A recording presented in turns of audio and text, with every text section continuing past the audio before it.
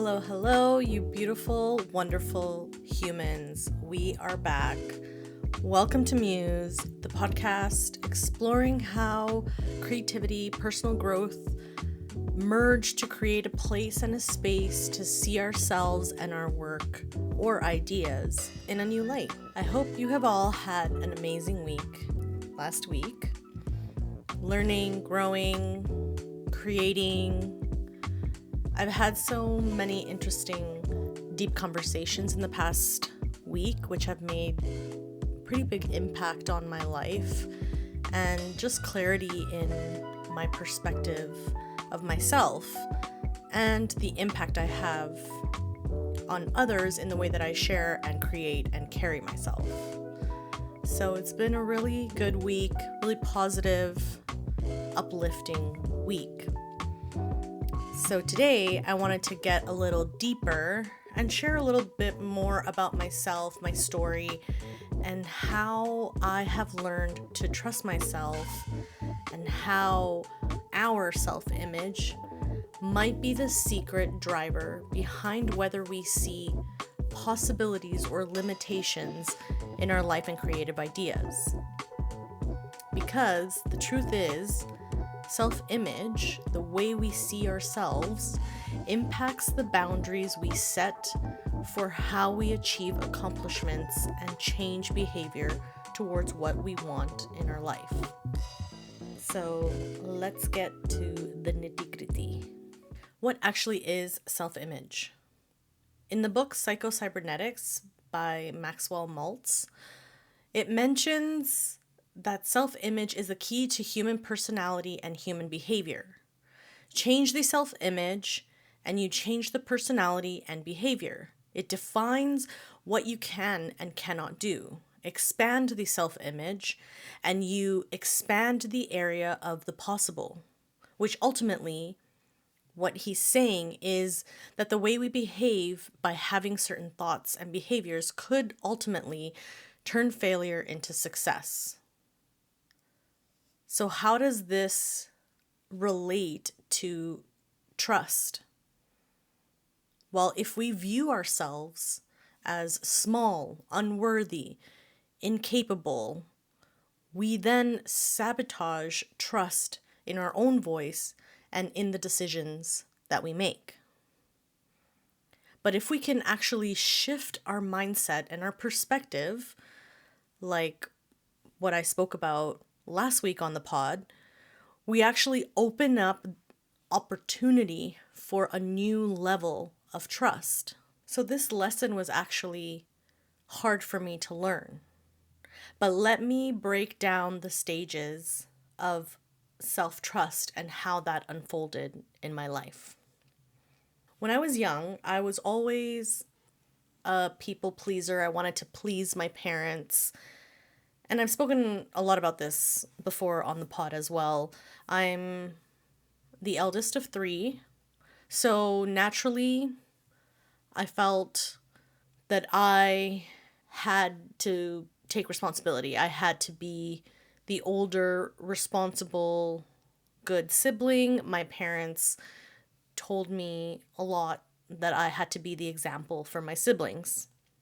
I sought out approval by people-pleasing and being a quote-unquote good girl. And naturally, like most children, my self-image was shaped by others' opinions. In this case, my parents. And I grew up moving around a lot when I was in my elementary school years. And I grew up in a very Christian home, which meant that whenever we moved and I would end up going to new schools and we would end up going to new churches. So constantly meeting new people, being around people, and kind of having that social community that comes with being part of a Christian home, and especially the culture that I come from, where both my parents were very, very much involved in their home church back in El Salvador. So not only was I meant to be a good girl at school, learning, listening to my teachers, But when we were at church, I had to be respectful. I had to talk to the adults and answer questions when they asked and, be polite and continue to be the example for my siblings in these very public spaces. So I was constantly molding myself to the environments that I was put in. And I had to watch my siblings when my parents were busy. And because I didn't want to cause any problems, I didn't want to be that riff, that's how I was showing up all the time. That was what I knew as my role. I wanted my parents to be proud of me. I wanted them to be happy with me. So this was who I became. Like most teens, that's when I started exploring more of my self-image. Now influenced by my peers as well, and still trying to fit in and people please. That was another layer of people pleasing and self-image that I was trying to navigate in my teen years. When I was 16, I went to El Salvador, my home country, because I was born there, for the first time since I had left when I was a very young child. So I didn't actually remember what it was like to live there. I didn't remember what it looked like because I was so small, and I didn't remember any of my family, my grandparents, cousins, etc. I didn't remember who they were.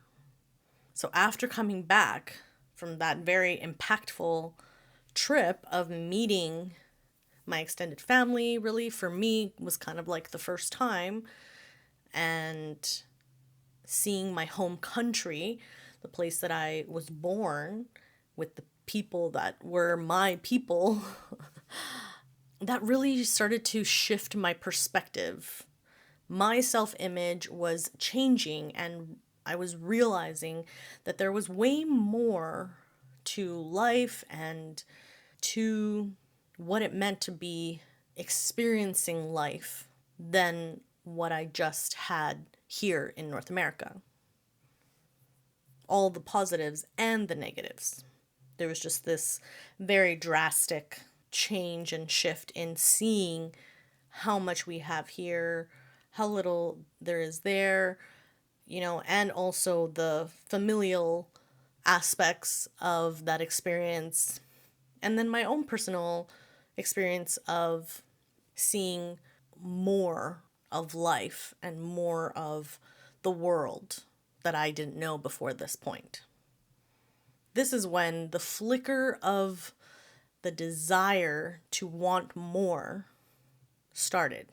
To want to travel and see the world and create change or impact, and really started to shift how I saw myself and what I wanted. I was still held back from what I thought others might think of me. So that was still very much an influence, but it was the start of my independence to trust what I wanted more. My first big test in self-trust came about a year after that trip.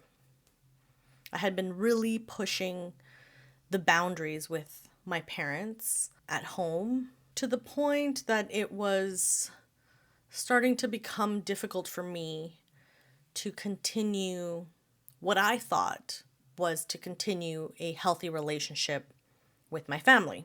I decided to leave for all of our sakes. I moved out with my boyfriend at the time and his family. I had never made or thought of making such a big decision like this before. Or that even to think that I even had the guts to do something like this before.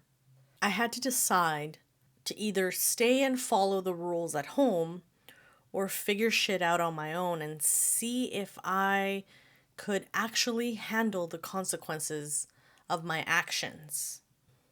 That was something that my dad did teach us at a very young age, I think. And something that has stuck with me, of course, since I'm talking about it now, has stuck with me all my life since then, that there are consequences for all the choices we make, and to be prepared to live with those choices and those consequences, whether they are good or bad. We ultimately have the choice to accept the outcomes as they are. And this was the beginning of me being able to see that I could deal with big choices, that I could trust my word and take action on what I believed was right for me at the time and deal with what happens afterwards. But as you can imagine, this quickly changed, understanding that what and how I thought this huge decision would pan out was not actually what happened. I was stubborn and I really tried to make things work for the best, as I'm a pretty positive person, so my outlook has always been positive and has always been in possibilities. But at the end, I did call my dad, crying, asking to come back home a few months later. Now, this challenged me to admit that I was wrong and that it didn't work out the way that I was thinking, and that I had to accept that in order to come back home, I had to follow the house rules again. So that was a pretty tough pill to swallow, because that was the whole reason I left, was to kind of do my own thing. But it did help me to understand a few things. 1, nothing is permanent. 2, it's okay to admit you were wrong. 3, most importantly, I learned that even if looking back, I was just a child making this very huge decision, I knew that I always had family to support me.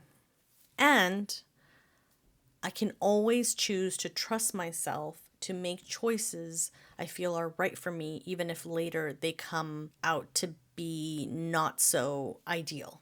Being able to trust myself in this way allowed me to explore and experience many things, some good, some not so much, but always learning and evolving and changing, which helped me to come to see myself as someone who tries to find alignment in the decisions and actions that I take. The more I was able to act in alignment, the more my self-image evolved, and the more that I was able to continue to trust myself.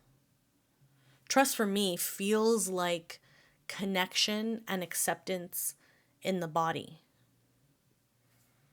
Kind of a sense of peace and understanding of the decision that I'm making and wanting to move forward in. Then when I finally make the decision, I will gladly live with what comes with that decision. This also applies to my creative work and how I approach experimenting and trying and changing the things that I create, and how I continue to come up with ideas and show up in my work as well. Self-trust isn't just a switch, it's a series of tiny recalibrations.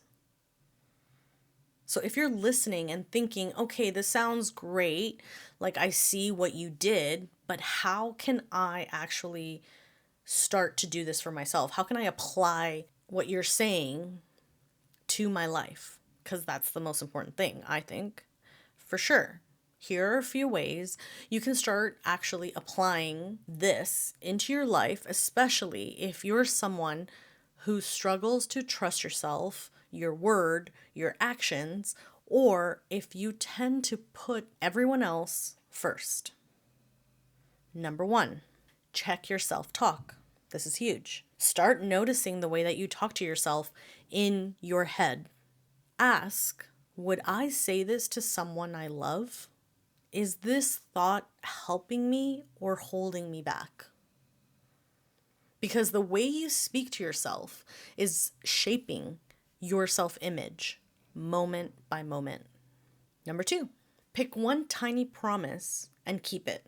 I chose to take a big leap, a huge decision, but being able to do these tiny little shifts, one small action that you can do today, something so small that it almost seems silly, like drink one glass of water before your coffee. Write one small sentence in your journal. Take a 5-minute walk. Keeping these tiny promises builds proof that you can trust yourself. The size doesn't matter, but the repetition does.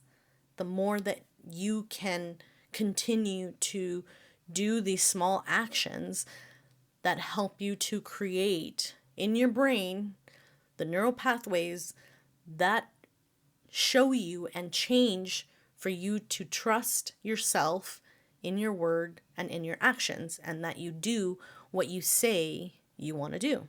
Number 3, reframe mistakes as data.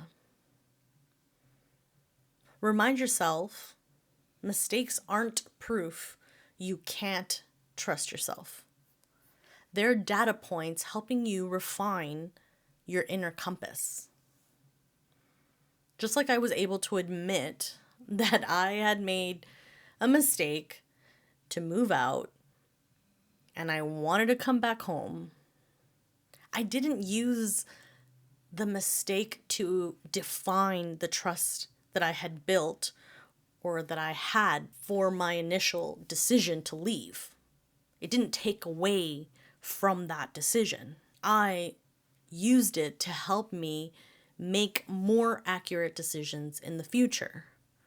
That no matter the mistakes, I can always pivot my perspective to the positive if I want. And you can too. Remember, self-trust doesn't mean you'll never be wrong again. Of course not. It means you know you'll survive it, learn from it, and still keep going. You deserve to become someone that you trust. And your self-image isn't fixed. You get to rewrite it every day. And with each choice to trust yourself, you're building a new possibility.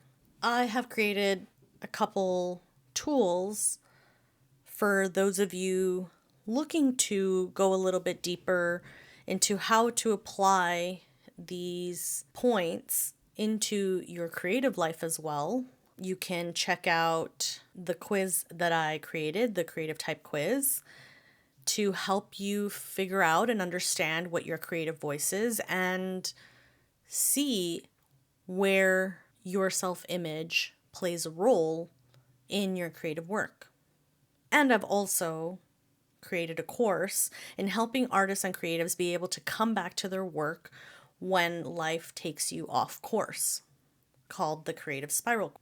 So these are just a few tools that can come alongside you as much as these points that I suggested to help you not only change your perspective and your mentality around your self-image and self-trust, but also to help then navigate and use that to support your creative work and endeavors. I want to thank you for being here. I hope my story could encourage you today. Have an amazing day, and as always, keep creating. Bye.